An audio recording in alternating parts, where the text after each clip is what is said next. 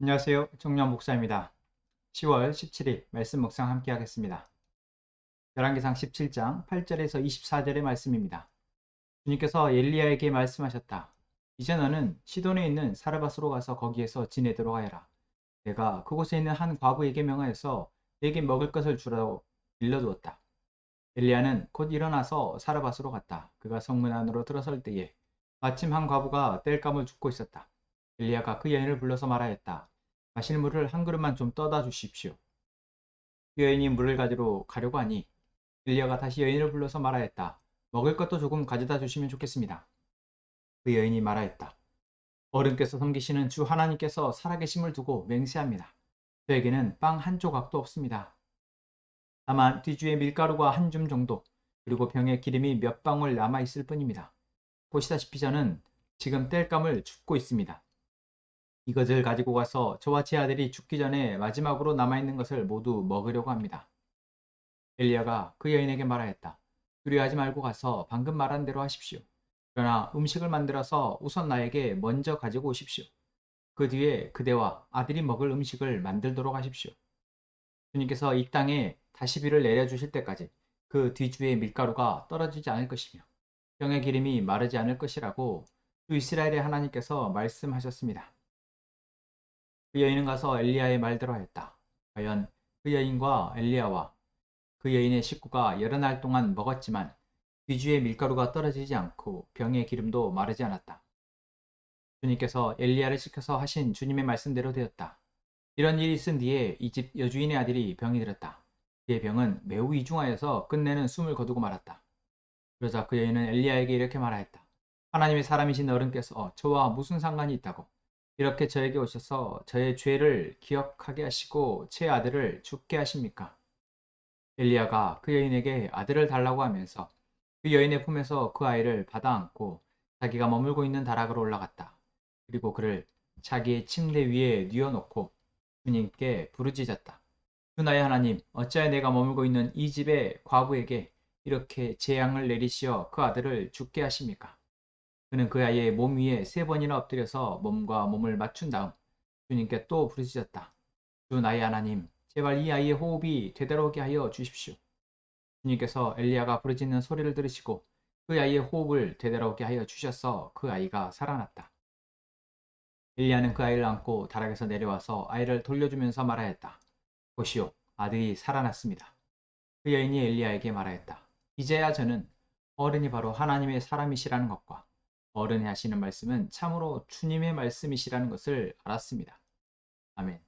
오늘 본문 속에서 하나님은 엘리야를 시돈 지방에 있는 사르밧으로 가게 하십니다.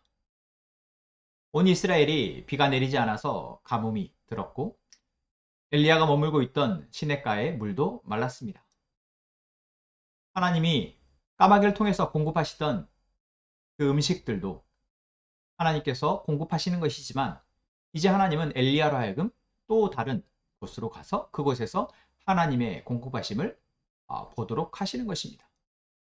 그리고 이것은 엘리야만이 아니라 이제 또 다른 사람에게도 하나님의 존재를 드러내시고 하나님이 어떠한 분이신지를 알게 하시는 것이기도 합니다. 그런데 놀라운 것은 그곳이 바로 시돈 지방이라는 것이죠. 시돈 지방은 아합의 아내인 이세벨의 고향입니다. 바알과 아세라를 숭배하는 본산인 것이죠. 하나님을 섬기지 않고 우상을 숭배하며 그 우상을 통해서 풍요를 잘 사는 것을 바라고 그 앞에 절을 하는 사람들이 있는 곳입니다. 그런데 그들이 지금 하나님의 비를 내리지 않음으로 인해서 어, 고통 가운데 있습니다. 이러한 상황에 하나님은 엘리야를 보내십니다. 그 시돈 지방의 사르밧이라는 곳에 한 과부가 있는데 그 과부가 너에게 음식을 줄 것이라 말씀하시죠. 엘리야는 그 말을 듣고 그 여인을 찾아갑니다.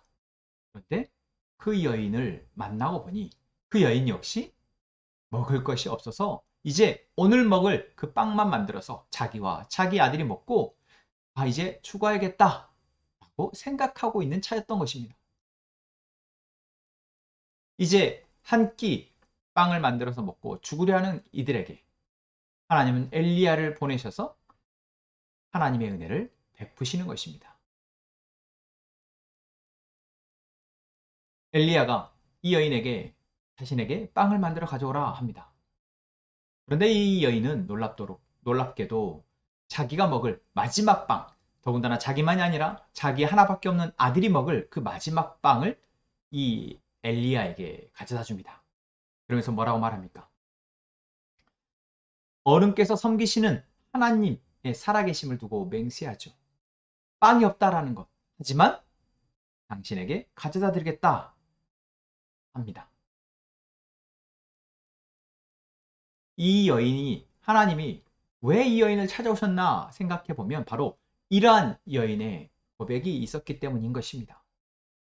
엘리야가 하나님의 사람인 줄도 알고 있었고 그 하나님의 사람이기에 이 선지자를 공개해야 한다, 대접해야 한다라는 것, 그 가치를 더 우선하는 여인인 그 여인에게 어쩌면 하나님은 은혜를 베풀기를 원하셨던 것입니다. 그리고 이 빵을 먹은 엘리야는 이 여인에게 다른 온 이스라엘이 지금 가뭄으로 메말라서 다 굶어가고 있는 이때에 이 여인과 이 여인의 아들의 집에는 비가 내리지 않는 내내 밀가루와 기름이 떨어지지 않도록 놀라운 기적을 행하게 하십니다. 하나님이 공급자 되신다라는 것은 하나님이 하시고자만 한다면 어떠한 상황에서도 그 상황 가운데 하나님의 은혜로 살아갈 수 있다는 것을 이 사르밧의 과부와 그 아들을 통해서 하나님은 보여주시는 것이죠. 그래서 이것은 바로 사람들이 우상을 숭배하며 그 우상을 통해서 자신들의 삶을 더 풍요롭게 만들고 더 낫게 더 행복하게 살아가고자 하는 그 마음이 얼마나 허망한 것인지를, 헛된 것인지를 하나님은 보여주고자 하신 것입니다. 그래서 바알과 아세라를 섬기는 그 땅에 정말 고통 속에 살아가며, 아니 과부인 것도 참 힘든데 홀로 키운 아들과 함께 마지막 빵을 먹고 죽으려 하는 이 여인에게 은혜를 베푸시는 것이죠. 그리고 또 한 가지, 이 여인의 아들이 병으로 죽고 맙니다. 엘리야 선지자를 만나고 나서 얼마 있지 않아서 아마 죽었지 않나 싶습니다. 그래서 이 여인은 이 엘리야 선지자에게 왜 우리에게 이런 일이 일어나냐며 하소연하고 탄원하며 원망 섞인 간구를 합니다. 여러분, 오늘 우리가 고통스러운 상황 속에 처했을 때 너무나도 자연스럽게 우리도 이와 같이 하나님을 향해서나 또는 우리 주변에 있는 사람들을 향해서 우리의 안에 있는 고통을 토해냅니다. 그것이 어쩌면 우리로 살게 하는 것이다라는 것을 우리는 알죠. 내가 나의 고통을 어디를 향해서 토해내야 하는지, 나의 이 원망과 이 분함을, 이 억울함을, 이 원통함을 어디를 향해 토해야 되는지 우리가 모를 뿐, 우리는 이것을 토해냈을 때, 이것을 고백했을 때, 이 고백의 소리를 들으시고 그 가운데 은혜를 베푸실 하나님을 우리는 알고 있지 않습니까? 그것을 알고 있다면 우리는 이제 고백해야 합니다. 이 여인은 이 엘리야 선지자에게, 사실 엘리야 선지자가 무슨 잘못을 했습니까? 오히려 와서 이 과부와 아들이 굶어 죽지 않도록 은혜를 베푼 사람인데 오히려 엘리야 선지자에게 왜 우리에게 이런 일을 행하게 하냐고 하소연을 하죠. 원망 섞인 하소연을 합니다. 이때 이 여인이 고백하는 것은 바로 저의 죄를 기억하게 하시고 제 아들을 죽게 하십니까? 입니다. 엘리야가 무슨 죄를 기억하게 하였다 말할까요? 그렇습니다. 엘리야가 섬기는 그 하나님이 이 여인에게는 이전까지는 알지 못했던 존재였고, 이전까지 바알을 섬기고 아세라를 섬기며 살아왔던 이 여인에게 그것이 얼마나 큰 죄인지, 자신이 참신이신 하나님을 아닌 다른 우상을 섬겼던 것이 얼마나 큰 죄인지를 알게 하였던 것입니다. 그리고 그것을 알게 된 이 여인, 그리고 그로 인해서 자신의 아들이 죽었다라고 생각하며 엘리야에게 이렇게 말하는 것일지도 모르겠습니다.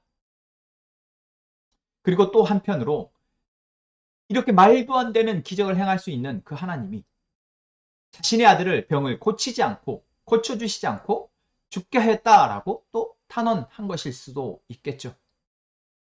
어찌되었든 이 여인은 엘리사에게 이렇게 하소연했고 매달렸고 그 부르짖음을 엘리야는 듣고 하나님 앞에 나아가 살려달라 하나님 앞에 기도합니다.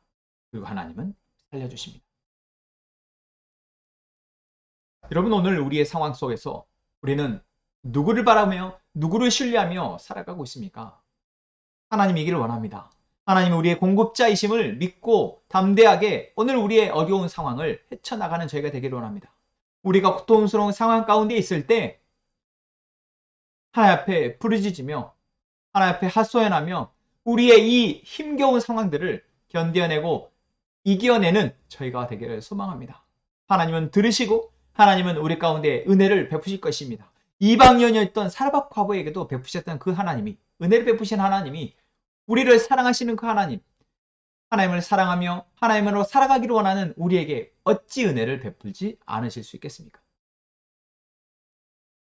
사르밧 과부는 자신의 아들이 살아난 것을 보고 엘리사에게 이렇게 말합니다.